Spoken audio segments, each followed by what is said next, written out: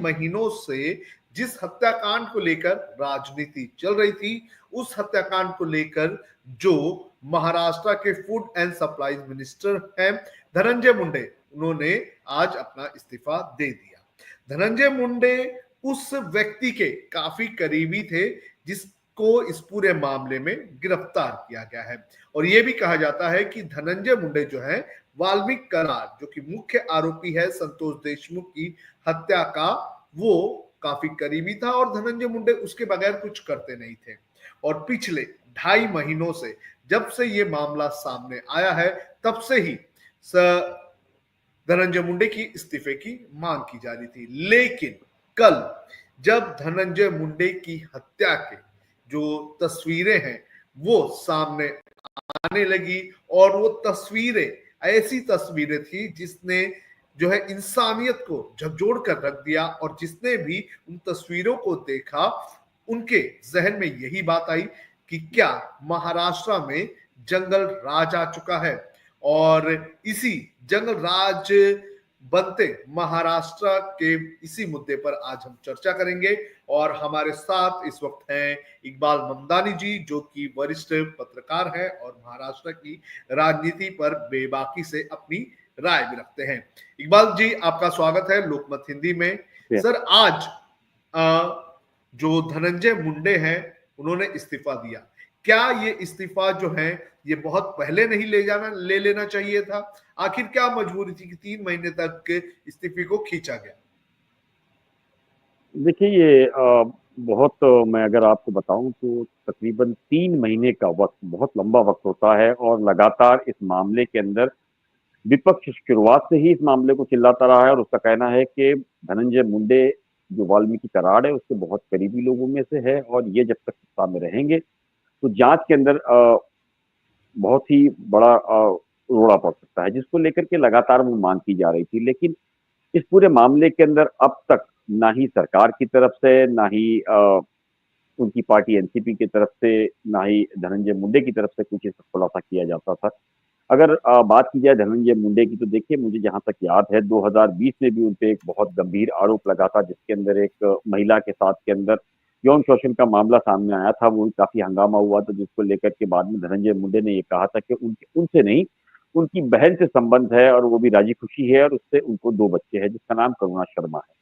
हालांकि अगर करुणा शर्मा की भी बात करें तो करुणा शर्मा ने पहले ही साफ कर दिया था इस मामले के अंदर कि ये इस्तीफा जो है वो आ सकता है, और उसकी जो बताई जाएगी सरकार की तरफ से लोगों को, वो ये बताया जाएगा कि उनकी तबीयत जो है वो खराब है। आज पूरे इस्तीफे को अगर हम देखें तो इस इस्तीफे को उन्होंने अपने जो पीए है उनके साथ भेजा, मुख्यमंत्री के वहां, जो मुख्यमंत्री ने उसे कबूल कर लिया और उसे राज्यपाल के पास भेजा गया। लेकिन इस मामले के अंदर करुणा शर्मा ने पहले ही साफ कर दिया था कि क्या चीजें बताई जाएगी। आप पूरा अगर इसको देख लो तो उसके अंदर कहीं भी वो उन्होंने इस चीज को नहीं माना है कि इस हत्या के पीछे या वाल्मीकि कराड जो है उसके चलते वो ये इस्तीफा दे रहे हैं। उन्होंने कहा है कि उनकी तबीयत ठीक नहीं है, जिसके चलते डॉक्टर्स ने कुछ दिन उन्हें आराम करने के लिए कहा है, जिसको लेकर के वो इस्तीफा दे रहे हैं। तो एक चीज साफ है कि इस पूरे मामले के अंदर प्रेशर बढ़ने के बाद में एक चीज उन्होंने की है, वो ये है कि उनकी तबीयत की नासीजगी का नासाज बताते हुए उन्होंने वो ये इस्तीफा दिया है। हालांकि जो सूत्रों की माने तो ये कहा जा रहा है कि अजीतदादा पवार के यहाँ कल रात ही इस बैठक हुई थी, जिसके अंदर देवेंद्र फडणवीस राज्य के जो मुख्यमंत्री है वो भी पहुंचे थे, और ये जो फोटोग्राफ्स है वो सारे लीक होने की बात सामने आई थी, और ये कहा था कि चार्जशीट के अंदर ये सारी चीजें आ गई है जो मीडिया के पास पहुंच चुकी है, तुरंत इसे वायरल होगा, इसलिए वो इस्तीफा उन्हें देना चाहिए और कंपलसरी वो देना होगा। लेकिन सबसे बड़ा मसला है कि जो फोटोग्राफ सामने आए नतीजे वो इतने गंभीर है कि शायद मुझे लगता है कि जिस परिवार के अंदर ये हत्या हुई है वो परिवार जिंदगी भर जब तक जिएगा तब तक वो भूल नहीं पाएगा कि कितनी दर्दनाक तरीके से उसकी हत्या की गई थी। हालांकि इस हत्या के बाद में सेल्फी ली गई, सेल्फी के बाद में वहां देखा गया कि हमने पेशाब तक की गई, और उस तरह चीजों को बहुत गंभीरता से लेते हुए ये हत्या को अंजाम दिया गया था कि जिसको लेकर के कहीं भी एक आम आदमी जो है उसका कलेजा फट जाए। इन सारी चीजों को लेकर के मुख्यमंत्री के साथ देवेंद्र फडणवीस राज्य के गृह मंत्री भी है, मुझे ऐसा नहीं लगता है कि उनको ये सारी चीजों की जानकारी नहीं होगी। लेकिन क्या राजनीतिक मजबूरी रही है, वो एक बहुत बड़ा सवाल है जिसको लेकर के वो इस्तीफे से बचते रहे। हालांकि ये इस्तीफा तब लेने की बात सामने आई जब ये सारी चार्जशीट पेश की गई और इन सारी ही चीजों को लेकर के मीडिया के अंदर वो फोटोग्राफ पहुंच गए, जिसके बाद ये मजबूरी हो गई उन सारी चीजों को लेकर के देवेंद्र फडणवीस की। और अगर जानकारों की माने तो देवेंद्र फडणवीस को जाकर के समझाना पड़ा है अजीत दादा पवार के साथ कि उसे इस्तीफा देना चाहिए। देखिए, इस मामले के अंदर जहां विपक्ष चिल्लाता रहा, वहीं बीजेपी के लोग भी जो है इसको बहुत गंभीरता से लेकर के इस इस्तीफे की मांग करते रहे। उनकी अपनी बहन जो है वो लगातार बीजेपी की पार्टी से जुड़ी हुई है, उन्होंने भी इन सारी चीजों को लेकर के इस्तीफे की मांग की है। तो इससे इनकार नहीं है कि एक तरफ जहां अजीत दादा पवार जो गुट के अंदर शामिल है, वहां उन्हें बचाने की भी कोशिश की जा रही है, साथ ही उसके अंदर इस पूरे मामले को रुकाने की भी कोशिश की जा रही है। तो आप इस पूरे मामले को देखिए किसी भी तरीके से कि इस पूरी चीजों को लेकर के सरकार कहीं ना कहीं दबी हुई जरूर थी, मुझे ऐसा लगता है। इस कुछ जरूर प्रेशर में है इस पूरे मामले को लेकर के, जिसको लेकर के इतना लंबा वक्त लगा। हालांकि इस पूरे मामले के अंदर अब तक सरकार को बहुत ही पहले इस्तीफे की जगह उन्हें मंत्री पद से बर्खास्त कर देना चाहिए था और बर्खास्त करने के बाद में इसकी जांच बिठा देनी चाहिए थी। हालांकि बहुत लंबा समय और इतनी चीजें साफ तौर पर पुलिस के हाथ लगने से मीडिया तक पहुंचने के बाद ये इस्तीफा लिया गया है, और वो भी तबीयत खराब होने के कारण बता करके लिया गया है। तो ये एक साफ चीज है कि इसके अंदर सरकार किसी हद तक दबाव में है, जिसको लेकर के शायद ये फैसला जल्द नहीं ले सकी है वो। तो इकबाल जी, ये पूरा मामला अगर देख लिया जाए तो जो कनेक्शन रहा है धनंजय मुंडे और वाल्मीकि कराड़, जो कि मुख्य आरोपी है इस पूरे मामले का, तो क्या लगता है कि क्या अब धनंजय मुंडे के ऊपर आगे कोई एक्शन होगा? क्या इस्तीफे तक के बाद सीमित हो जाएगी? क्यों, क्या आपको नहीं लगता कि अब धनंजय मुंडे के ऊपर भी कोई कार्रवाई होनी चाहिए? क्योंकि अगर बात करें, ये जो पूरा मामला है, इस पूरे मामले में अगर बीड की कहानी की अगर बात करें तो ये कहा जाता है कि बीड इलाके में धनंजय मुंडे का पूरा काम वाल्मीकि कराड़ जो है वो संभाला करता था। फिर चाहे वो हफ्ता वसूली वाला मामला हो या फिर जो उगाई वाला मामला हो, वो सारी चीजें धनंजय मुंडे के आशीर्वाद से वाल्मीकि कराड़ किया करता था। ऐसा आरोप सुरेश दास ने लगाया है, जो कि भारतीय जनता पार्टी के एक एमएनसी है और वो बीड जिले से ही आते हैं।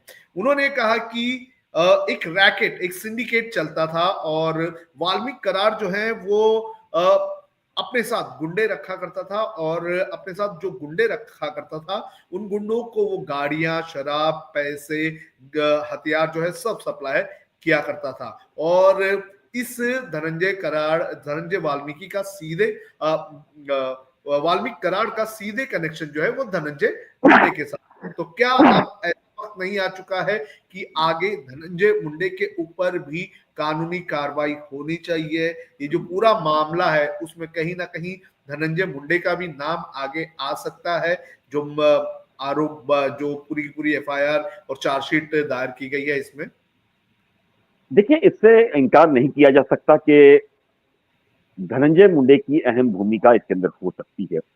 इस पूरे मामले के अंदर जिस तरीके से वाल्मीकि कराड़ की आपने बात की, धनंजय मुंडे खुद भी मानते हैं कि वो उनके बहुत करीबी है। देखिए, ये 9 दिसंबर 2024 से ही मामला जब आया बीड जिले के मासाजो गांव के सरपंच की जब ये हत्या हुई संतोष देशमुख की, उसके बाद तब ये कहा गया था कि ऊर्जा कंपनी से 2 करोड़ रुपए की फिरौती मांगने का मामला ये सामने था, जिसको लेकर के लगातार ये हत्या को अंजाम दिया गया था। लेकिन इस पूरे मामले के अंदर जिस तरीके से, चाहे वो बीजेपी हो या विपक्ष हो, एनसीपी के अंदर भी लगातार जो शरद पवार गुट से है, उद्धव ठाकरे गुट से है, ये भी और कांग्रेस, ये सभी लोग जो है इस पूरे मामले को लेकर के हंगामा करते रहे। लेकिन राज्य में जो कि मुख्यमंत्री भी है और राज्य के गृह मंत्री भी है देवेंद्र फडणवीस, उनकी खामोशी ये साफ दर्शाती है कि कुछ तो मामला था जिसको लेकर के सरकार जो है मजबूर है। देखिए, इस मामले के अंदर एक एसआईटी बनाई गई थी, सीआईडी कार्यालय के आत्मसमर्पण भी किया था कराड़ ने, जिसको लेकर के सीआईडी द्वारा तकरीबन 1400 पन्नों की मुझे लगता है चार्जशीट भी दायर की गई है, जिसके अंदर मास्टर माइंड जो है ये कराड़ को बताया, वाल्मीकि कराड़ को बताया गया। तो इससे एक तौर तो चीजें तो साफ है कि जो भी हत्या हुई है इस पूरे मामले के अंदर, ऐसा नहीं हो सकता है कि धनंजय मुंडे जो कि इतने करीबी थे उन्हें इसका इल्म ना हो।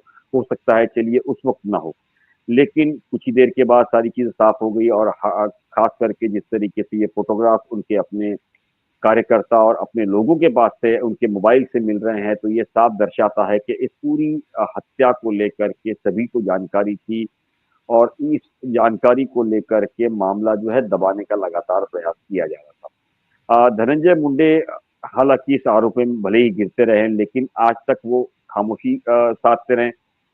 मुझे ऐसा लगता है कि सरकार की कुछ मजबूरी रही, नहीं तो जहां विपक्ष इस पूरे मामले के अंदर रेजिग्नेशन की मांग कर रहा था, वहीं सरकार को चाहिए था कि उसे बर्खास्त कर देते मंत्री पद से और तुरंत एक्शन ली जाती। इस मामले के अंदर देखिए, ये कहना अभी बहुत जल्दबाजी होगी कि धनंजय मुंडे पर जो है वो पुलिस हाथ डालेगी, उसके अंदर उन्हें गिरफ्तार करेगी। हालांकि इस मामले के अंदर सबसे बड़ा मामला ये है कि जहां शिंदे गुट एक तरफ नाराज है, वहीं अजीत दादा पवार भी अगर पूरी तरीके से हट जाते तो सरकार के लिए खतरा हो सकता है। इन सारी ही चीजों को ध्यान में रखते हुए मुझे ऐसा लगता है कि बहुत संभलते हुए सारी चीजें देवेंद्र फडणवीस और उनकी सरकार जो है आगे कदम उठाएगी। इसके बाद लगातार कोशिश ये की जाएगी कि किसी भी तरीके से इस मामले के अंदर सांप भी मर जाए, लाठी भी न टूटे, इंसाफ भी मिल जाए। हालांकि इस मामले के अंदर अभी भी मुझे जो जानकारी है उस हिसाब से एक आरोपी जो है वो अब भी फरार है। इस मामले के अंदर धनंजय मुंडे को अगर सीधे तौर पर ये लोग चार्जशीट में शामिल कर देते हैं या उन्हें गिरफ्तार कर लिया जाता है, तो ये मामला काफी तूल पकड़ता जाएगा। उसकी वजह ये है कि एनसीपी के भी ऐसे जो कुछ लीडर्स है वो जानते हैं कि बीजेपी के खेमे के अंदर भी कुछ ऐसे दागदार नेता है जिस पर वो मांग करेंगे। तो इन सभी चीजों को संभालते हुए मुझे ऐसा लगता है कि जो गठबंधन है इसको बहुत आराम से ये फूक फूक कर कदम उठाएंगे और इन सारी चीजों को लेकर के मंत्रिमंडल से भले ही हटाया गया है, लेकिन उसे सेव करके कहीं ना कहीं बचाने का प्रयास भी जरूर करेंगे। सुनिए, इकबाल जी, आपने क्राइम रिपोर्टिंग काफी सालों तक की है। ये जो तस्वीरें जो स्क्रीन पर इस वक्त मैं आपको हम दिखा रहे हैं, तो ये तस्वीरें आप क्या लगता है कि जिस तरह से ये तस्वीरें सामने आई, किस तरह की ये एकदम हीनियस क्राइम है और ऐसा लग रहा है कि संतोष देशमुख की हत्या करते वक्त उस वक्त के पूरे मजे लिए जा रहे हैं, यानी कि पूरा आनंद लिया जा रहा है संतोष देशमुख को मारने का। वहां पर उसके साथ उसको जो है रस्सी से बांधा जाता है, उसके ऊपर पेशाब किया जाता है, हाथ पैर बांधे जाते हैं, कपड़े उतारे जाते हैं, फिर उसके साथ सेल्फी ली जाती है। सेल्फी लेने के बाद फोटो शूट किया जाता है और जो घुले जो कि मुख्य आरोपी है इस पूरे कांड का, वो वहां पर दिखता है कि जैकेट विकेट पहने एकदम डॉन की तरह जो है फोटो निकालता हुआ नजर आ रहा है। तो ये किस तरह का माइंडसेट है? महाराष्ट्र में इस तरह की बाहुबली के टाइप के हरकतें जो हुई है, ये क्या बताता है? देखिए जो चार्जशीट खैर मैंने नहीं पढ़ी है, लेकिन जो तस्वीरें सामने आई है, जो हालात दिख रहे हैं, वो ये साफ है कि जो हत्या की गई है उसमें हत्या करने वाले जो लोग हैं वो भरपूर नशे में हैं। और उसके साथ के अंदर ये सेल्फी एक इसलिए बनाई गई कि एक मैसेज दिया जा सके कि किस तरीके से उनकी दहशत वहाँ कायम है। साथ ही उनके पीछे कितने बड़े हाथ उनके सपोर्ट में है, सरकारें उनके साथ में है। ये एक मैसेज देने की लगातार बात की जाए। जैसे ही आपने कहा कि वाल्मीकि कराड़ एक ऐसा व्यक्ति जो हर तरह की वसूली के अंदर साथ था, तो इससे इनकार नहीं किया जा सकता कि जिस तरीके से लगातार वाल्मीकि कराड़ के इस मामले को लेकर के धनंजय मुंडे बचाने का प्रयास कर रहे हैं और एनसीपी के अंदर उप मुख्यमंत्री अजीत दादा पवार हो या मुख्यमंत्री देवेंद्र फडणवीस जिसके पास गृह विभाग भी है, इन सारी चीजों को लेकर के लगातार बचाने का प्रयास कर रहे हैं। तो कई ऐसी मजबूरियां हैं सरकार के पास जो ये उन्हें समझ आ रही है कि अगर धनंजय मुंडे का सीधा इस्तीफा हो जाता है तो उनके लिए बहुत बड़ी मुसीबत हो सकती है। इन सभी चीजों को लेकर के लगातार एक प्रयास जरूर किया गया है। हालांकि इस मामले के अंदर आज ये इस्तीफा ले लिया गया है, लेकिन विपक्ष का कहना है कि जब तक ये सबूत सामने नहीं आए थे सरकार बचाने में लगी थी, यानी कि सरकार को भी इस मामले के अंदर देवेंद्र फडणवीस को भी इस्तीफा देना चाहिए, क्योंकि उसकी वजह यह है कि उनके पास गृह विभाग भी है और वो ये सारी ही चीजें जानते थे और जानबूझकर ये सारी चीजों को बचाने का प्रयास किया गया है। अपने सहयोगियों को बचाने का प्रयास किया गया है। इस मामले के अंदर उनकी निष्पक्ष जांच की जो बात है वो अब ये साफ संदेह होता है कि निष्पक्ष जांच होना बहुत मुश्किल है। उसकी वजह है कि क्योंकि मुख्यमंत्री खुद इस मामले के अंदर एक तरीके से विपक्ष के कहने के हिसाब से लिप्त नजर आ रहे हैं, तो जांच जो है वो पूरी तरीके से होना संभव नहीं है। तो इन सारी ही चीजों को लेकर के मुझे ऐसा लगता है लगातार के ये मामला और तूल पकड़ेगा, और ये तूल पकड़ने के बाद खुद आज आदित्य ठाकरे भी पहुंचे हैं। आप देखिए विधान भवन उद्धव ठाकरे पहुंच रहे हैं, विधान परिषद पहुंचेंगे, वहां इन सारी चीजों को लेकर के सवाल खड़ा किया जाएगा। तो ये इतना आसान मामला मुझे नजर नहीं आ रहा है। आने वाले दिनों में सरकार के लिए भी काफी चुनौतियां होगी, लेकिन सरकार के लिए राहत की बात यह है कि आज जिस तरीके से उन्हें एक स्टेटमेंट अबू हाशिम आजमी का मिल गया है औरंगजेब के फेवर के अंदर, जिसको लेकर के उसने मुद्दा बना लिया है धनंजय मुद्दे को, जहां मुंडे के मुद्दे को जहां छोटा करने का प्रयास कर रही है, तो उसके अंदर एक राहत की सांस जरूर ले रहे हैं कि वो उसी मुद्दे को हिंदू मुस्लिम करके औरंगजेब और अबू हाशिम करके वो मुद्दे को बढ़ाना चाहती है, नेशनल मीडिया पे लाना चाहती है, और ये जो इतना बड़ा मुद्दा पिछले 3 महीनों से चल रहा है उसको दबाने का प्रयास कर रही है। हालांकि अबू हाशिम आजमी के स्टेटमेंट से बड़ा एक मुद्दा यह है कि राज्य के अंदर महाराष्ट्र वो एक राज्य है जो फाइनेंशियल कैपिटल है, जिसके अंदर कभी इस तरह की चीज सामने नहीं आई। लगातार इसको लेकर के इस तरह की हत्या, उसके बाद कई बलात्कार के मामले जिसके अंदर मुख्यमंत्री का ये कहना कि लड़की ने आवाज नहीं की, तो ये जो चीजें हैं वो लॉ एंड ऑर्डर पे कई तरह के सवाल खड़े करते हैं। तो मुझे ऐसा लगता है कि ये बहुत गंभीर मामला है। इस मामले को लेकर सरकार को काफी गंभीरता बरतनी चाहिए, और अगर धनंजय मुंडे इस मामले के अंदर 0% भी दोषी पाए जाते हैं तो सरकार को अपना राजनीतिक जो फायदा है वो छोड़ करके राज्य के लिए, राज्य के लोगों के लिए क्या बेहतर है उस पर ठोस कदम उठाने चाहिए। सुन जी, हमारे पास आदित्य ठाकरे की बाइट आई हुई है। उन्होंने जब आज महाराष्ट्र में जब असेंबली चल रही है तो वहां पहुंचे वो, और वहां पहुंचकर उन्होंने क्या कहा है ये हम हमारे दर्शकों को सुनाते हैं।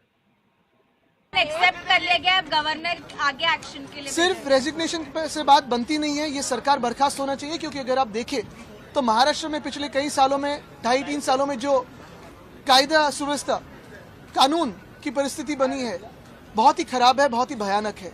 कभी कोई बस में रेप होता है और राज्य के गृह मंत्री कहते हैं कि ये सब शांत थी वो महिला, तो इसलिए कुछ हो सका नहीं, कुछ एक्शन हो सकी नहीं। कैसी बात है ये? कैसा न्याय है? कैसा कानून है? अगर कोई एक्शन अभी आज ना ले, पूरी सरकार बर्खास्त ना हो, तो ये महाराष्ट्र में कौन इन्वेस्टमेंट के लिए आने वाला है, कौन रहने वाला है, कौन सी महिला या कौन सा पुरुष सुरक्षित है? ये हम सारे नागरिकों का विषय है, ये सिर्फ एक व्यक्ति का रेजिग्नेशन एक्सेप्ट कर लेंगे अब गवर्नर आगे एक्शन के लिए। सिर्फ रेजिग्नेशन। हमने सुना आदित्य ठाकरे को, वो कह रहे हैं कि सिर्फ रेजिग्नेशन से काम नहीं चलेगा, सरकार बर्खास्त होनी चाहिए। इकबाल जी, राजनीतिक तौर पर अगर मैं देख लूं तो राजनीतिक तौर पर जब एक खैरालाल लांजी का मामला महाराष्ट्र में सामने आया था, मुझे लगता है कि उस वक्त इस तरह की बर्बरता के साथ हत्या की गई थी, उस वक्त आक्रोश देखने मिला था। और अब जो है संतोष देशमुख की हत्या का जो मामला आया, अब ये मामला भी उसी तरह की क्रूरता का दिखाई दे रहा है। तो क्या सरकार को नैतिकता के आधार पर इस्तीफा देना चाहिए? हालांकि राजनीतिक स्वार्थ है, नहीं दिया जाएगा, लेकिन ये सारे जो मामले सामने आ रहे हैं वो कहीं ना कहीं महाराष्ट्र की जो छवि है उस छवि को खराब करने के लिए जिम्मेदार नहीं हो रहे हैं, और इसमें राज्य की जो सरकार है वो फेल होती हुई नजर नहीं आ रही है। देखिए सोनू, मुझे नहीं लगता है कि बीजेपी के अंदर कोई प्रथा हो और राजीनामा देने की। अगर हम बात करें, देखिए ट्रेन एक्सीडेंट्स की देखे, या दिल्ली भगदड़ स्टेशन पर भगदड़ का मामला हो, महाकुंभ मामला हो, देखिए कहीं भी आपको आज तक किसी का राजीनामा देना या स्वीकार करना ये सुनने में नहीं आया होगा। तो मुझे नहीं लगता है कि ये बात करनी मायना रखती है। ये बेमायना बातें हैं, इस्तीफा मांगना और इस्तीफे को लेना। ये बात जरूर है कि धनंजय मुंडे अजीत दादा पवार के बहुत करीबी लोगों में से रहे। उसकी वजह है 2019 की बात करें या 2022 की, जब भी सरकार से अजीत दादा पवार ने बगावत की है, माफ करिएगा, पार्टी से, तो छगन भुजबल और धनंजय मुंडे, ये दो ऐसे लोग हैं जो हमेशा उनके साथ रहे, बहुत करीबी रहे। तो यही एक कारण है कि अजीत दादा पवार भी लगातार धनंजय मुंडे को बचाने की पूरी कोशिश कर रहे हैं। वही प्रेशर जो है उन सारी चीजों को लेकर के लगातार किया जा रहा है सरकार के ऊपर, और खास करके देवेंद्र फडणवीस के ऊपर। देवेंद्र फडणवीस खुद भी जान रहे हैं कि आज की तारीख में एक मोर्चे पे उन्होंने लड़ाई खोल रखी है जिसका नाम है एकनाथ शिंदे। तो वो सीधे तौर पर दूसरी जगह वो लड़ाई खोलना नहीं चाहते हैं जिसका नाम है अजीत दादा पवार। हालांकि इस मामले के अंदर बीजेपी के पास भरपूर सीटें हैं, 132 सीटें हैं, 3 उनके पास, यानी कि 135 सीटें हैं। 10 सीटें वो कहीं भी जुगाड़ कर सकते हैं। लेकिन जो सबसे बड़ी चुनौती है कि अगर वो सारे ही फ्रंट खोल देते हैं लड़ाई के लिए, देवेंद्र फडणवीस के लिए जो अपने घर में बैठे दुश्मन है वो बहुत बड़ी मुसीबत बन सकते हैं। इन सारी चीजों को ध्यान में रख रहे हैं, जिसको लेकर के देवेंद्र फडणवीस लगातार बहुत संभल करके इन सारी चीजों को खेल रहे हैं। हालांकि लेकिन ये मामला इतना गंभीर हो गया है, लगातार मीडिया में सारी चर्चाएं होने लग गई है, पुलिस ने चार्जशीट में सारी चीजें फाइल कर दी है। तो ये एक तरीके की मजबूरी हो गई है पूरी तरीके से सरकार की कि उन्हें इस्तीफा लिया जाए। हालांकि देखिए, जैसे हमने कहा कि जो खबरें मिल रही थी कि सोमवार शाम के वक्त लगातार एक अजीत दादा पवार के घर बैठक हुई जिसके अंदर मुख्यमंत्री देवेंद्र फडणवीस भी पहुंचे और उन्हें वहां ये प्रेशर किया गया है कि आप किसी भी तरीके से इस मामले के अंदर अपना इस्तीफा दें, नहीं तो उन्हें बर्खास्त करना पड़ेगा, क्योंकि सरकार के ऊपर काफी प्रेशर बढ़ता जा रहा है। इन सारी ही चीजों को लेकर के आज धनंजय मुंडे ने अपने पीए के जरिए वो अपना रेजिग्नेशन जो है भेज दिया, खराब स्वास्थ्य की हालत बता करके। इस पूरे खेल के अंदर आप देखिए कि उन्होंने ये कहा है कि जो हत्या हुई है उसे का दुख है और बहुत ज्यादा दुख है, लेकिन उनके स्वास्थ्य के कारण नहीं। उन्होंने ये कहीं नहीं बताया कि वाल्मीकि करार जो है उनका बहुत करीबी है, ये उसने एकदम सही किया। सेंसिटिव स्टेटमेंट है। यानी कि तो एक शख्स की, एक सरपंच की हत्या आपके ही लोगों द्वारा की जाती है और जब आपके ऊपर आंच आती है तो आप ये कहते हैं कि मेरी तबीयत नासाज है और इसी के चलते मैं इस्तीफा दे रहा हूं। क्या धनंजय मुंडे में इतनी हिम्मत नहीं है कि मेरे ऊपर आरोप लगे इसलिए मैं नैतिकता के आधार पर इस्तीफा दे रहा हूं? इस तरह का बयान देना चाहिए था। क्या धनंजय मुंडे एक तरह से इस पूरे, अगर देख लिया जाए तो संतोष देशमुख हत्याकांड का कहीं ना कहीं एक तरह से मजाक उड़ा रहे हैं? उनका ये कहना, उनके इस बयान से ऐसा लग नहीं रहा है कि ये जो मामला है ये इतना सीरियस नहीं है, मेरी हेल्थ और मेरी आंखों का जो ऑपरेशन हुआ था वो इतना सीरियस है और उसकी वजह से मुझे हेल्थ इश्यूज हो रहे हैं और मुझे इस्तीफा देना पड़ रहा है। ये इनसेंसिटिविटी नहीं है सरकार में रहते हुए एक मंत्री की? नहीं, वो 100% देखिए, जैसे मैंने कहा कि ये हिम्मत उनमें नहीं है लेकिन सरकार में भी। सरकार को चाहिए था कि जब इतना गंभीर मामला आया है और खास करके गृह खाता जो कि मुख्यमंत्री के अंडर में, उन्होंने पल पल की सारी जानकारियां है जो अभी चार्जशीट में लगाई गई है, वो सारी ही जानकारियां सबसे पहले उनके पास महीनों पहुंचाई पहले मुझे जाती है। लगता है कि देवेंद्र फडणवीस के पास होगी। ठीक है ना, तो उन्हें तो नैतिकता के आधार पर पहले ही इन्हें बर्खास्त कर देना चाहिए। इस्तीफे की तो मांग ही नहीं करनी चाहिए थी। इस्तीफे की मांग करना यानी कि ये कमजोरी दर्शाता है मुख्यमंत्री की राज्य के अंदर, कि लॉ एंड ऑर्डर की हालत जहां खराब है वहां मुख्यमंत्री भी लाचार है। मुख्यमंत्री और उन्हीं के साथ में उनका जो दूसरा डिपार्टमेंट है गृह विभाग, यानी कि बहुत अहम विभाग है। इन सारी चीजों को लेकर के बहुत शर्मनाक बात कहेंगे ये राज्य के लिए लगातार के इन सारी ही चीजों को लेकर के तकरीबन 3 महीने का वक्त लग गया इस पूरे मामले के अंदर इस्तीफा लेने के लिए। तो इसके अंदर मुख्यमंत्री हो या उनके पास बार बार गृह मंत्री का हो, इसके साथ केंद्र के जो बैठे जो लोग हैं, इन सभी की ये जिम्मेदारी बनती है कि इतना बड़ा मामला राज्य में हो जाता है और एक मंत्री के बहुत करीबी लोगों का से होता है, और ये सभी जानते हैं कि करार जो है धनंजय मुंडे के बहुत करीबी लोगों में से है। जैसे खुद मुंडे इनके करीबी लोगों में से है, अपना चाहे देवेंद्र फडणवीस हो या अजीत दादा पवार हो, इन लोगों के करीबी लोगों में से माने जाते हैं। तो यानी कि ये मजबूरी साफ तौर पर समझ में और नजर आती है इस पूरे खेल को लेकर के कि भाई सरकार की कुछ मजबूरियां जरूर रही हुई होगी इस मामले के अंदर, जिसको लेकर के एक लंबा समय लगा है इन्हें इस इस्तीफे को लेने में और स्वीकार करने में। जी, हमारे पास नाना पटोले की भी का भी रिएक्शन आया है। सुनते हैं नाना पटोले ने इस पूरे मामले पर क्या कहा है।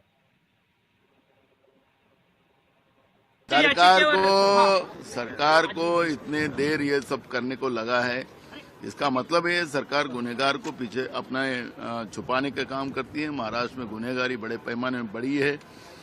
जो मुख्यमंत्री ने नागपुर के अधिवेशन में जवाब दिया था वो सब झूठ दिया था। विधानसभा का भी दिशाभूल उन्होंने की थी, महाराष्ट्र की जनता की दिशाभूल की थी। ये स्पष्ट हो चुका है। महाराष्ट्र के मंत्रिमंडल में ऐसे कई मंत्री हैं। सरकार को इतने देर ये सब करने को लगा है, इसका मतलब है सरकार गुनहगार को पीछे अपना छुपाने का काम करती है। महाराष्ट्र में गुनहगारी बड़े पैमाने में बढ़ी है। जो मुख्यमंत्री ने नागपुर के अधिवेशन में जवाब दिया था वो सब झूठ दिया था। विधानसभा का भी दिशाभूल उन्होंने की थी, महाराष्ट्र की जनता की दिशाभूल की थी। ये स्पष्ट हो चुका है। महाराष्ट्र के मंत्रिमंडल में ऐसे कई मंत्री हैं, ऐसे मंत्रियों पे कब कार्रवाई करेंगे ये भी। नाना पटोले हम उनको सुन रहे थे। नाना पटोले ये कह रहे हैं कि सरकार जो है ऐसे लोगों को बैकअप देती है, ऐसे लोगों को सपोर्ट करती है और इसी के चलते इस तरह से जो हौसले हैं इनके बढ़ते हैं। लेकिन मेरा सवाल मामले को लेकर, मामले का जो ये जो मुद्दा है, इस मुद्दे से लोगों का ध्यान भटकाने को लेकर है। कुछ वक्त पहले इकबाल जी आपने बताया कि किस तरह से अबू आजमी ने औरंगजेब वाला मामला बयान देकर महाराष्ट्र की राजनीति को ओवरटर्न करने की कोशिश की। जो असल मुद्दे थे उन असल मुद्दों से भटकाने की कोशिश की गई। विपक्ष को अपनी जिम्मेदारी ऐसे टाइम पर निभानी चाहिए और ऐसे टाइम पर जो जनता के मुद्दे हैं उन मुद्दों को उठाना चाहिए।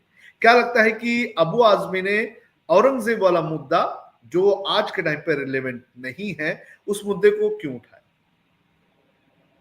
देखिए, सबसे पहले तो मैं ये कहूंगा कि लगातार अगर एक पूरे सरकार के अंदर खेल देखें तो माणिकराव कोकाटे जो कि एग्रीकल्चर मिनिस्टर है इस सरकार के अंदर, जिसको सरकार अदालत ने सजा सुनाई लेकिन उसका इस्तीफा नहीं हुआ।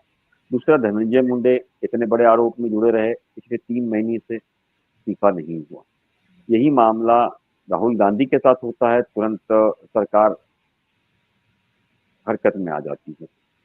वहीं पर आज जिस तरीके से अबू हाशिम की अगर मैं बात करूं, अबू हाशिम ने जो बयान दिया, मैं उसके पक्ष में बिल्कुल भी नहीं हूं, ना ही मैं उसकी तारीफ करता हूं। लेकिन एक मुद्दे को डाइवर्ट करने के लिए मुझे ऐसा लगता है कि सरकार के पास बहुत बड़ा मुद्दा आ गया।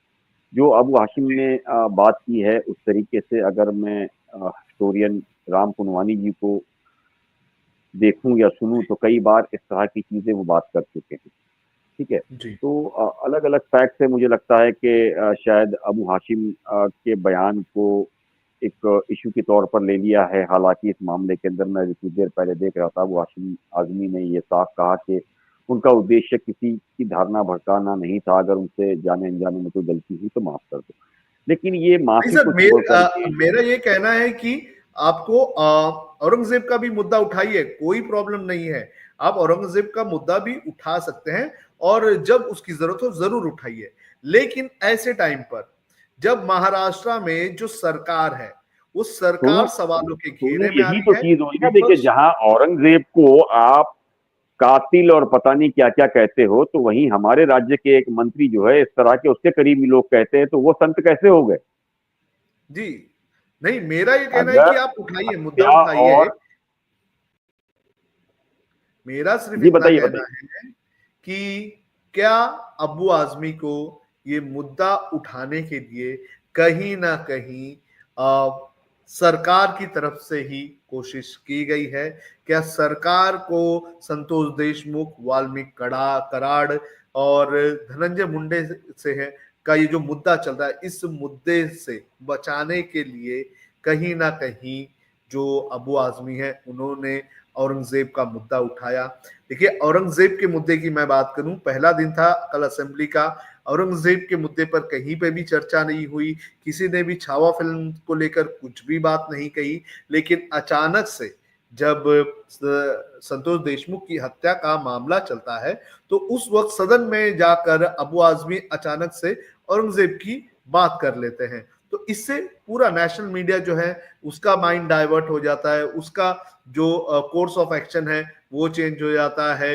विपक्ष के नेता जो हैं, जो बीजेपी वाले हो या फिर उद्धव ठाकरे की शिवसेना वाले हो या फिर एकनाथ शिंदे की शिवसेना वाले हो, ये सभी के सभी उसी मुद्दे पर आकर जो है बैठ जाते हैं और जो असल मुद्दे हैं वो साइडलाइन हो जाते हैं। तो कहीं ना कहीं आपको नहीं लगता है कि टाइमिंग गलत थी अबू आजमी की?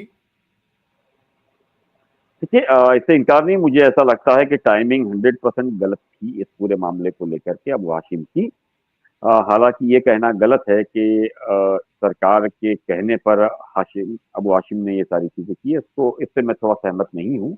मुझे ऐसा नहीं लगता कि ये सारी चीजें हुई है।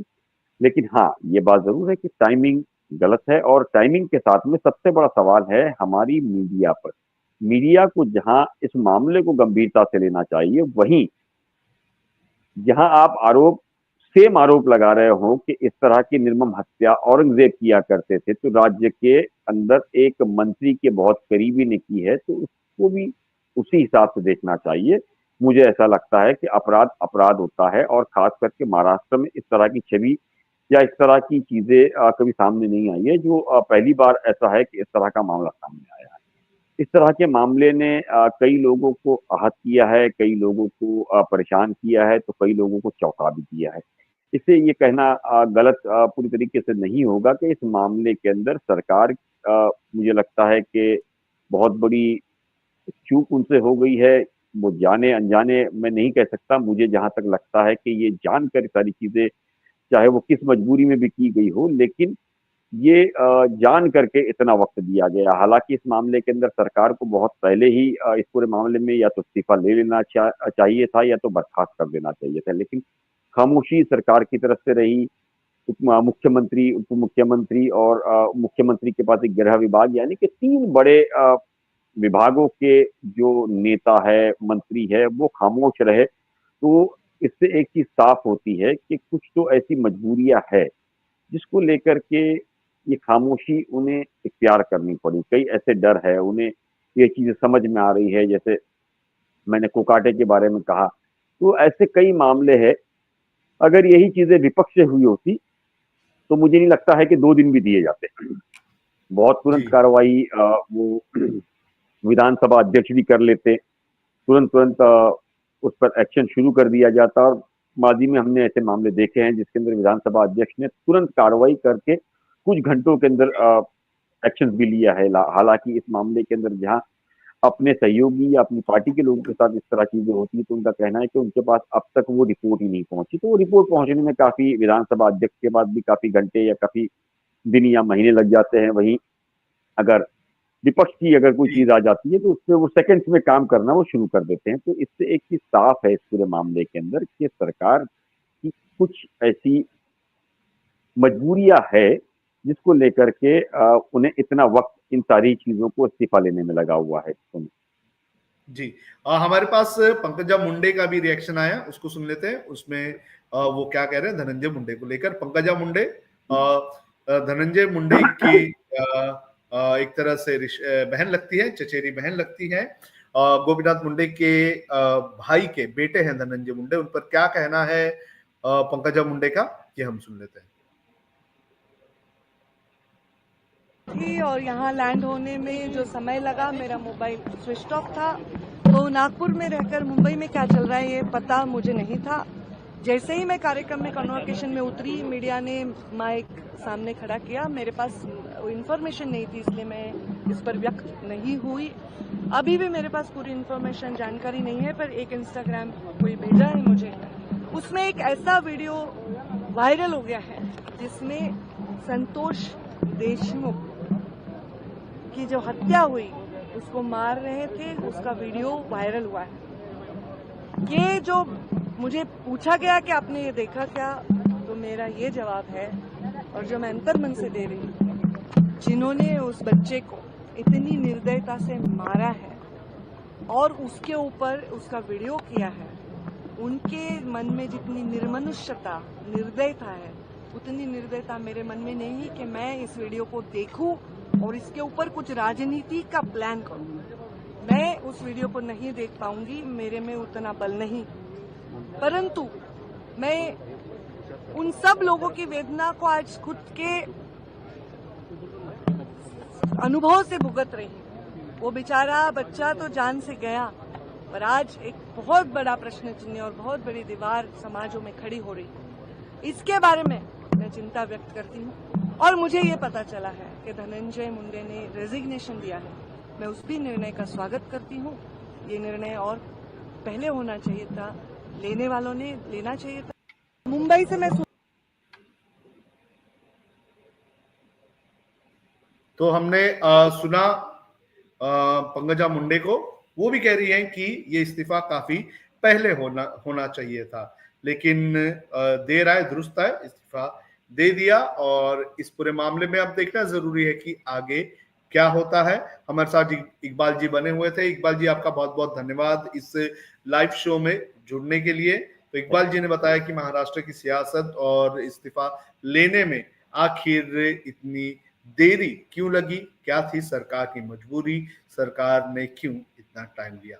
बहरहाल, आपको क्या लगता है कि जो संतोष देशमुख के हत्या के जो तस्वीरें सामने आई हैं, उन तस्वीरों से महाराष्ट्र की छवि कितनी धूमिल हुई है, ये हमें आप कमेंट करके जरूर बताएं।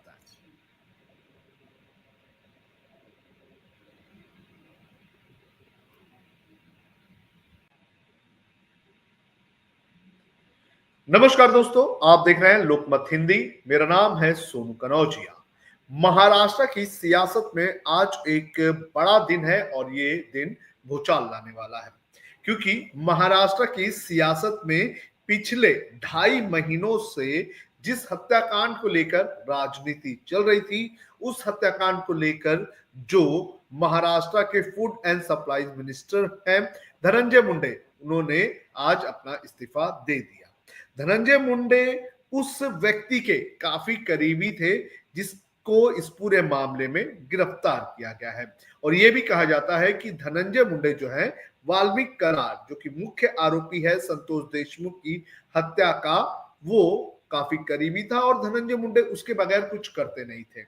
और पिछले 2.5 महीनों से जब से ये मामला सामने आया है, तब से ही धनंजय मुंडे की इस्तीफे की मांग की जा रही थी। लेकिन कल जब धनंजय मुंडे की हत्या के जो तस्वीरें हैं वो सामने आने लगी, और वो तस्वीरें ऐसी तस्वीरें थी जिसने जो है इंसानियत को झकझोर कर रख दिया। और जिसने भी उन तस्वीरों को देखा, उनके जहन में यही बात आई कि क्या महाराष्ट्र में जंगल राज आ चुका है।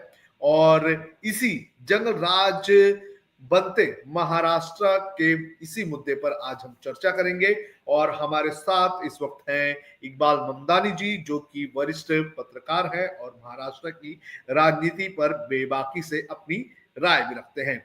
इकबाल जी, आपका स्वागत है लोकमत हिंदी में। सर, आज जो धनंजय मुंडे हैं, उन्होंने इस्तीफा दिया।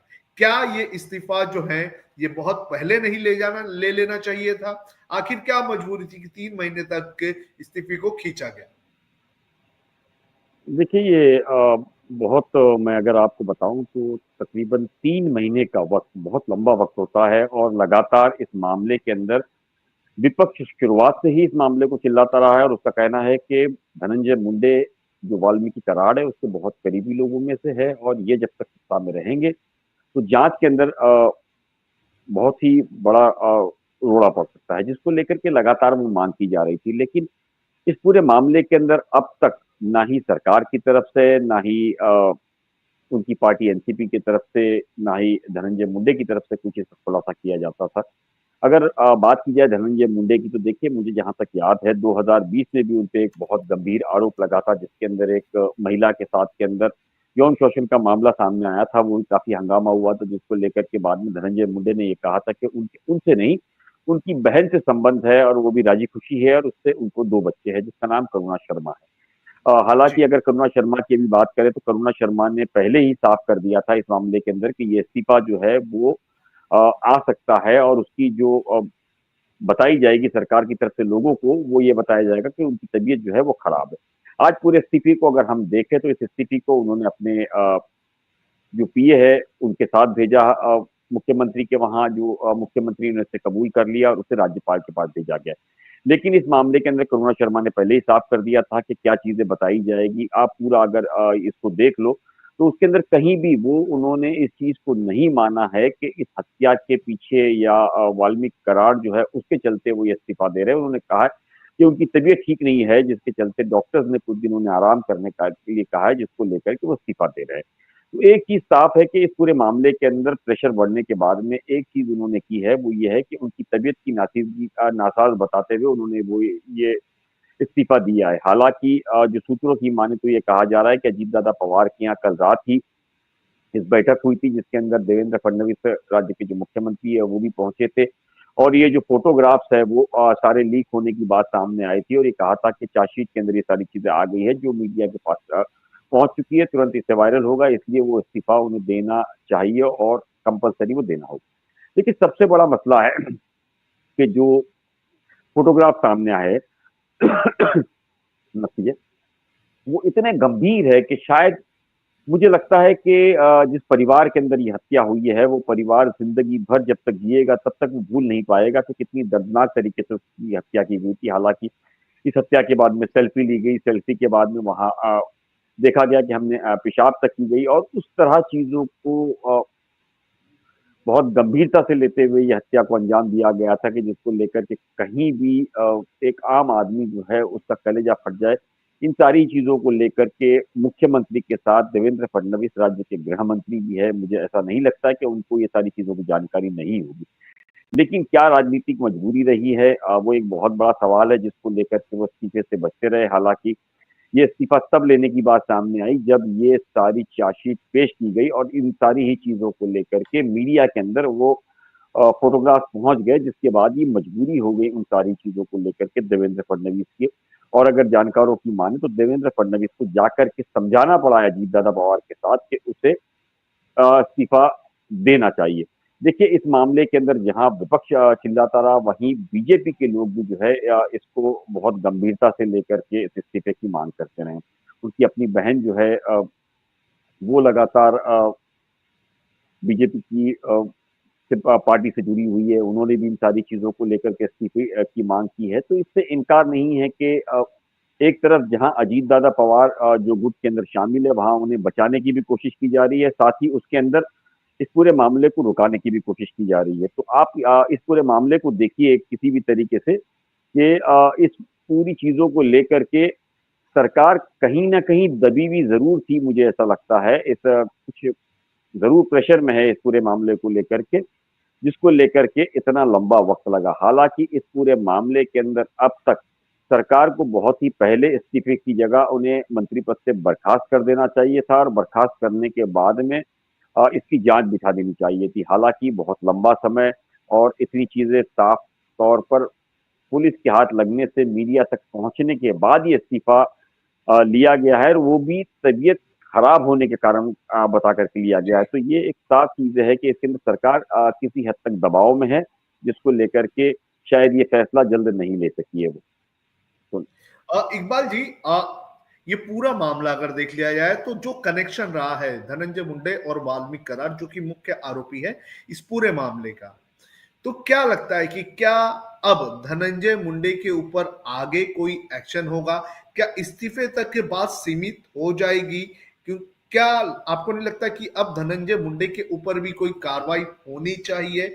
क्योंकि अगर बात करें ये जो पूरा मामला है, इस पूरे मामले में अगर बीड की कहानी की अगर बात करें तो ये कहा जाता है कि बीड इलाके में धनंजय मुंडे का पूरा काम वाल्मीकि करार जो है वो संभाला करता था।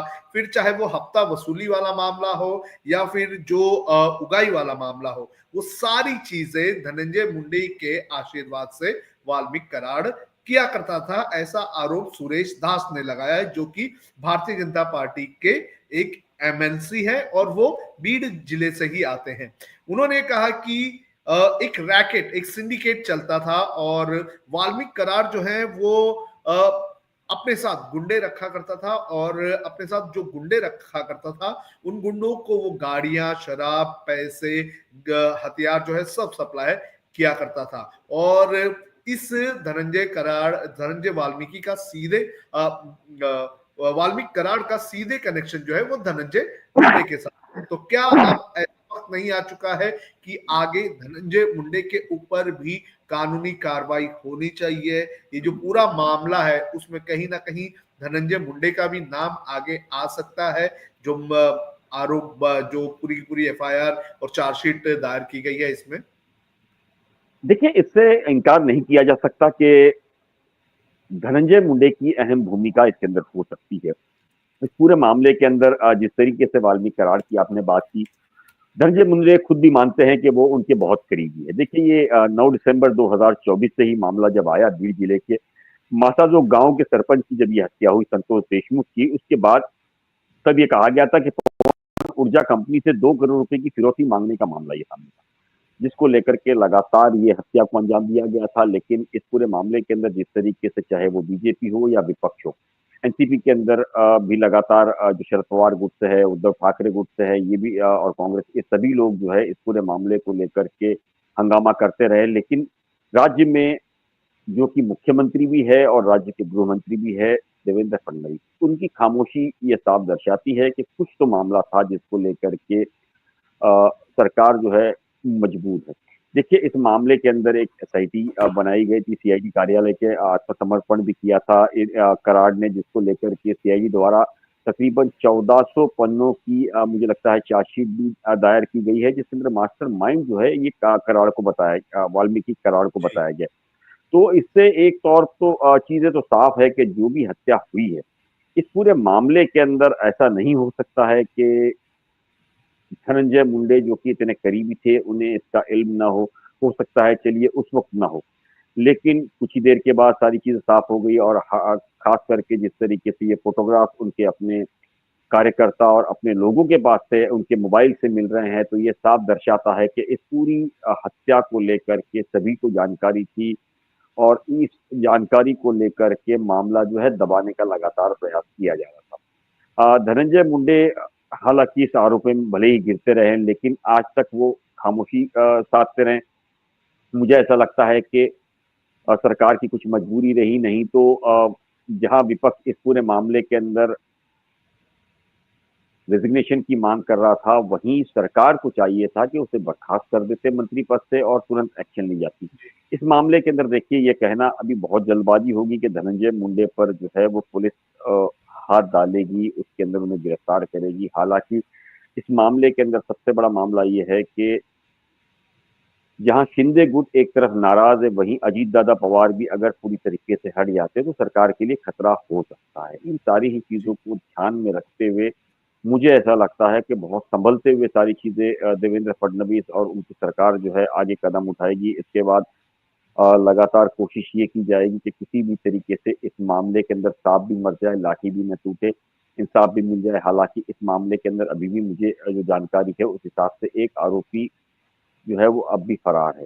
इस मामले के अंदर धनंजय मुंडे को अगर सीधे तौर पर ये लोग चार्जशीट में शामिल कर देते हैं या उन्हें गिरफ्तार कर लिया जाता है, तो ये मामला काफी तूल पकड़ता जाएगा। उसकी वजह यह है कि एनसीपी के भी ऐसे जो कुछ लीडर्स है वो जानते हैं कि बीजेपी के खेमे के अंदर भी कुछ ऐसे दागदार नेता है जिस पर वो मांग करेंगे। तो इन सभी चीजों को संभालते हुए मुझे ऐसा लगता है कि जो गठबंधन है इसको बहुत आराम से ये फूक फूक कर कदम उठाएंगे और इन सारी चीजों को लेकर के मंत्रिमंडल से भले ही हटाया गया है, लेकिन उसे सेव करके कहीं ना कहीं बचाने का प्रयास भी जरूर करेंगे।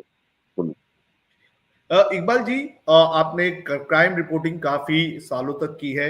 ये जो तस्वीरें जो स्क्रीन पर इस वक्त मैं आपको हम दिखा रहे हैं, तो ये तस्वीरें, आप क्या लगता है कि जिस तरह से ये तस्वीरें सामने आई, किस तरह की ये एकदम हीनियस क्राइम है और ऐसा लग रहा है कि संतोष देशमुख की हत्या करते वक्त उस वक्त के पूरे मजे लिए जा रहे हैं, यानी कि पूरा आनंद लिया जा रहा है संतोष देशमुख को मारने का।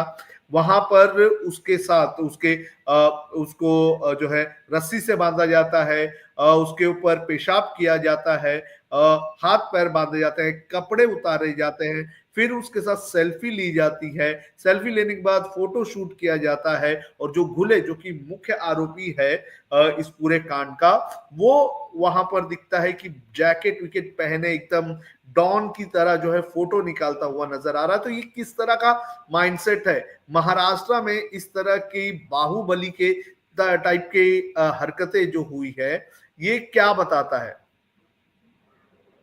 देखिए, जो चार्जशीट खैर मैंने नहीं पढ़ी है, लेकिन जो तस्वीरें सामने आई है, जो हालात दिख रहे हैं, वो ये साफ है कि जो हत्या की गई है उसमें हत्या करने वाले जो लोग हैं वो भरपूर नशे में हैं। और उसके साथ के अंदर ये सेल्फी एक इसलिए बनाई गई कि एक मैसेज दिया जा सके कि किस तरीके से उनकी दहशत वहाँ कायम है, साथ ही उनके पीछे कितने बड़े हाथ उनके सपोर्ट में है, सरकारें उनके साथ में है। ये एक मैसेज देने की लगातार बात की जाए। जैसे ही आपने कहा कि वाल्मीकि कराड़ एक ऐसा व्यक्ति जो हर तरह की वसूली के अंदर साथ था, तो इससे इनकार नहीं किया जा सकता कि जिस तरीके से लगातार वाल्मीकि कराड़ के इस मामले को लेकर के धनंजय मुंडे बचाने का प्रयास कर रहे हैं, और एनसीपी के अंदर उप मुख्यमंत्री अजीत दादा पवार हो या मुख्यमंत्री देवेंद्र फडणवीस जिसके पास गृह विभाग भी है, इन सारी चीजों को लेकर के लगातार बचाने का प्रयास कर रहे हैं। तो कई ऐसी मजबूरियां हैं सरकार के पास जो ये उन्हें समझ आ रही है कि अगर धनंजय मुंडे का सीधा इस्तीफा हो जाता है तो उनके लिए बहुत बड़ी मुसीबत हो सकती है।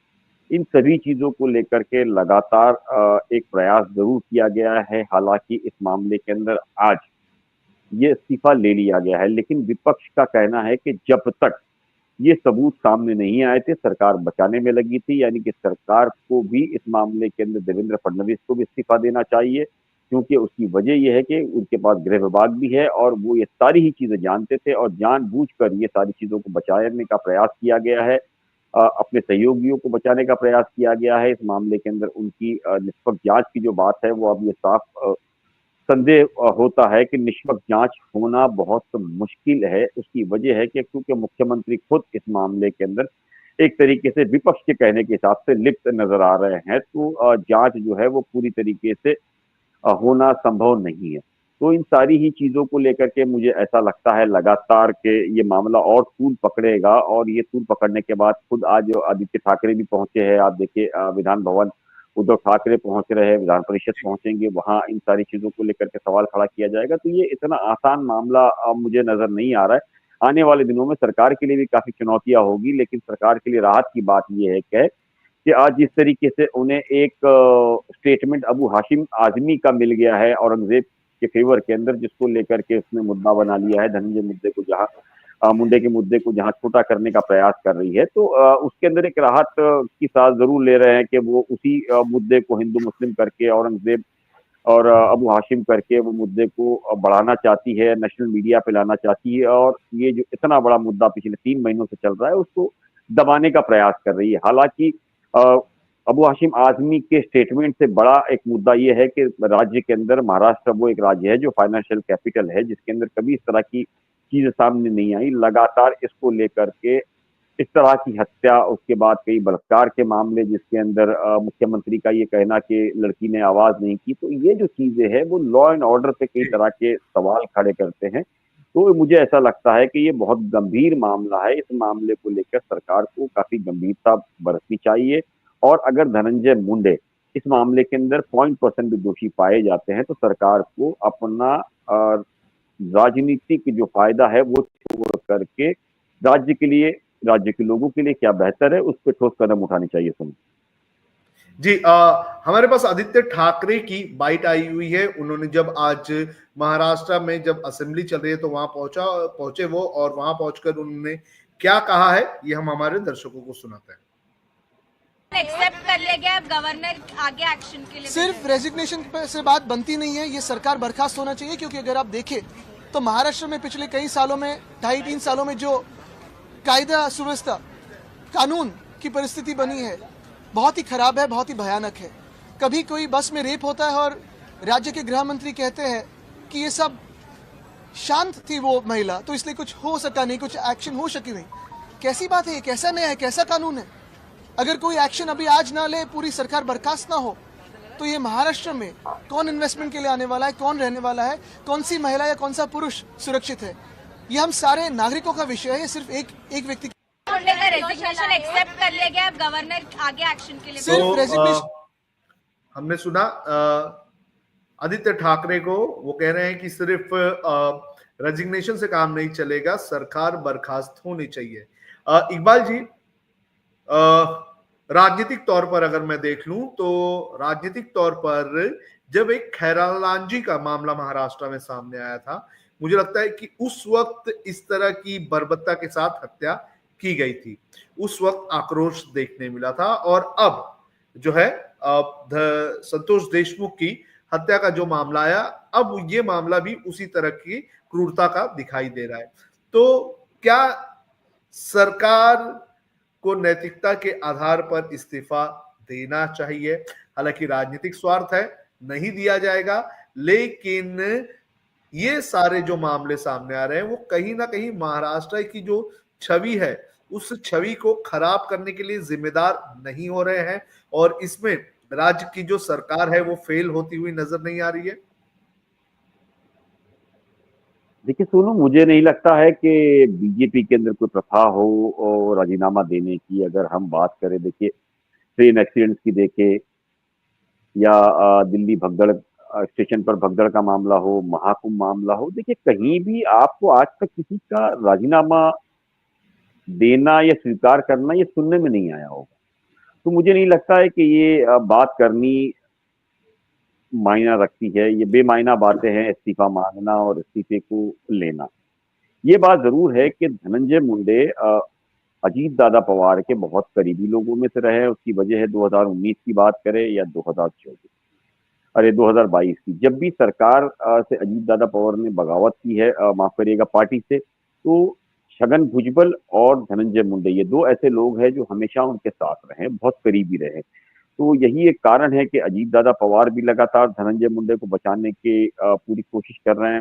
वही प्रेशर जो है उन सारी चीजों को लेकर के लगातार किया जा रहा है सरकार के ऊपर, और खास करके देवेंद्र फडणवीस के ऊपर। देवेंद्र फडणवीस खुद भी जान रहे हैं कि आज की तारीख में एक मोर्चे पे उन्होंने लड़ाई खोल रखी है जिसका नाम है एकनाथ शिंदे। तो वो सीधे तौर पर दूसरी जगह वो लड़ाई खोलना नहीं चाहते हैं जिसका नाम है अजीत दादा पवार। हालांकि इस मामले के अंदर बीजेपी के पास भरपूर सीटें हैं, 132 सीटें हैं, 3 उनके पास, यानी कि 135 सीटें हैं। 10 सीटें वो कहीं भी जुगाड़ कर सकते हैं। लेकिन जो सबसे बड़ी चुनौती है कि अगर वो सारे ही फ्रंट खोल देते हैं लड़ाई के लिए, देवेंद्र फडणवीस के लिए जो अपने घर में बैठे दुश्मन है वो बहुत बड़ी मुसीबत बन सकते हैं। इन सारी चीजों को ध्यान में रख रहे, जिसको लेकर के देवेंद्र फडणवीस लगातार बहुत संभल करके इन सारी चीजों को खेल रहे हैं। हालांकि लेकिन ये मामला इतना गंभीर हो गया है, लगातार मीडिया में सारी चर्चाएं होने लग गई है, पुलिस ने चार्जशीट में सारी चीजें फाइल कर दी है। तो ये एक तरीके की मजबूरी हो गई है पूरी तरीके से सरकार की कि उन्हें इस्तीफा लिया जाए। हालांकि देखिए, जैसे हमने कहा कि जो खबरें मिल रही थी कि सोमवार शाम के वक्त लगातार एक अजीत दादा पवार के घर बैठक हुई जिसके अंदर मुख्यमंत्री देवेंद्र फडणवीस भी पहुंचे, और उन्हें वहां ये प्रेशर किया गया है कि आप किसी भी तरीके से इस मामले के अंदर अपना इस्तीफा देने, तो उन्हें बर्खास्त करना पड़ेगा, क्योंकि सरकार के ऊपर काफी प्रेशर बढ़ता जा रहा है। इन सारी ही चीजों को लेकर के आज धनंजय मुंडे ने अपने पीए के जरिए वो अपना रेजिग्नेशन जो है भेज दिया, खराब स्वास्थ्य की हालत बता करके। इस पूरे खेल के अंदर आप देखिए कि उन्होंने ये कहा है कि जो हत्या हुई है उसे का दुख है और बहुत ज्यादा दुख है, लेकिन उनके स्वास्थ्य के कारण नहीं। उन्होंने ये कहीं नहीं बताया कि वाल्मीकि करार जो है उनका बहुत करीबी है, एकदम सही सेंसिटिव स्टेटमेंट है। यानी कि तो एक शख्स की, एक सरपंच की हत्या आपके ही लोगों द्वारा की जाती है, और जब आपके ऊपर आंच आती है तो आप ये कहते हैं कि मेरी तबीयत नासाज है और इसी के चलते मैं इस्तीफा दे रहा हूं। क्या धनंजय मुंडे में इतनी हिम्मत नहीं है कि मेरे ऊपर आरोप लगे इसलिए मैं नैतिकता के आधार पर इस्तीफा दे रहा हूं? इस तरह का बयान देना चाहिए था।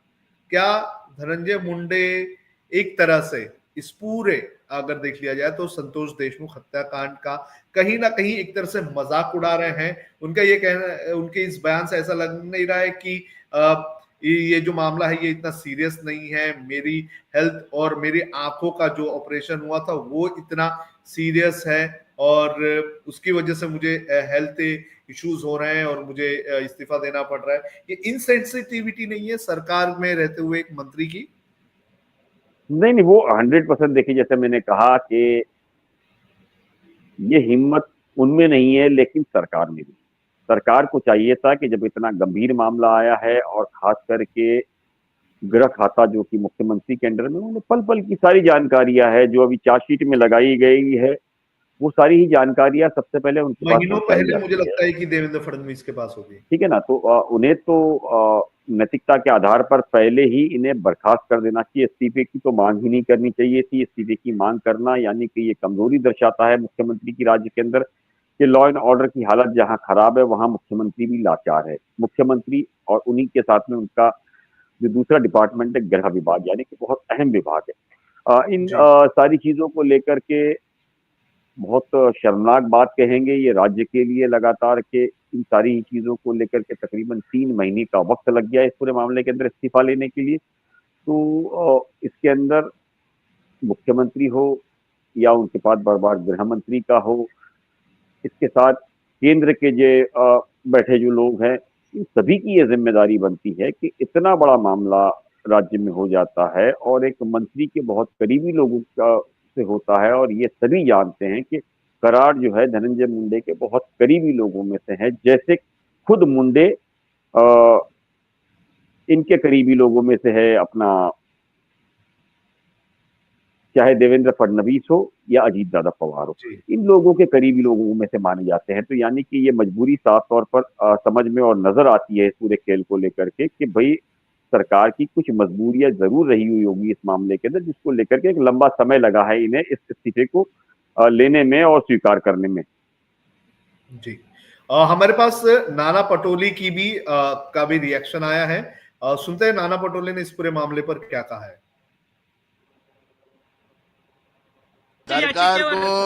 सरकार को इतने देर ये सब करने को लगा है, इसका मतलब है सरकार गुनहगार को पीछे अपना छुपाने का काम करती है। महाराष्ट्र में गुनहगारी बड़े पैमाने में बढ़ी है। जो मुख्यमंत्री ने नागपुर के अधिवेशन में जवाब दिया था वो सब झूठ दिया था।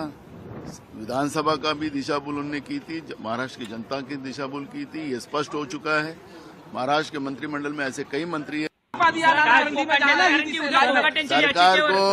सरकार को इतने देर ये सब करने को लगा है, इसका मतलब है सरकार गुनहगार को पीछे अपना छुपाने का काम करती है। महाराष्ट्र में गुनहगारी बड़े पैमाने में बढ़ी है। जो मुख्यमंत्री ने नागपुर के अधिवेशन में जवाब दिया था वो सब झूठ दिया था। विधानसभा का भी दिशाभूल उन्होंने की थी, महाराष्ट्र की जनता की दिशाभूल की थी, ये स्पष्ट हो चुका है। महाराष्ट्र के मंत्रिमंडल में ऐसे कई मंत्री हैं, ऐसे मंत्रियों पे कब कार्रवाई करेंगे ये भी। और नाना पटोले, हम उनको सुन रहे थे।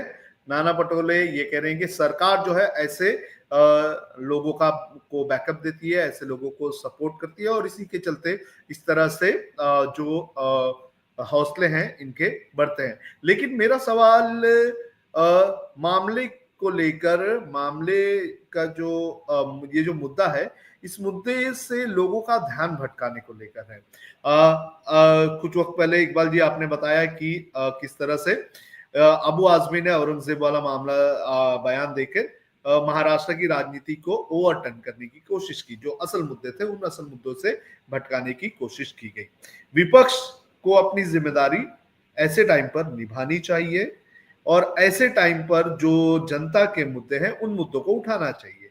क्या लगता है कि अबू आजमी ने औरंगजेब वाला मुद्दा जो आज के टाइम पर रिलेवेंट नहीं है, उस मुद्दे को क्यों उठाया? देखिए, सबसे पहले तो मैं ये कहूंगा कि लगातार अगर एक पूरे सरकार के अंदर खेल देखें तो माणिकराव कोकाटे जो कि एग्रीकल्चर मिनिस्टर है इस सरकार के अंदर, जिसको सरकार अदालत ने सजा सुनाई लेकिन उसका इस्तीफा नहीं हुआ। दूसरा, धनंजय मुंडे इतने बड़े आरोप में जुड़े रहे, पिछले 3 महीने से इस्तीफा नहीं हुआ। यही मामला राहुल गांधी के साथ होता है, तुरंत सरकार हरकत में आ जाती है। वहीं पर आज जिस तरीके से अबू हाशिम की अगर मैं बात करूं, अबू हाशिम ने जो बयान दिया, मैं उसके पक्ष में बिल्कुल भी नहीं हूं, ना ही मैं उसकी तारीफ करता हूं, लेकिन एक मुद्दे को डाइवर्ट करने के लिए मुझे ऐसा लगता है कि सरकार के पास बहुत बड़ा मुद्दा आ गया। जो अबू हाशिम ने बात की है उस तरीके से अगर मैं हिस्टोरियन राम पुनवानी जी को देखूं या सुनूं तो कई बार इस तरह की चीजें वो बात कर चुके हैं।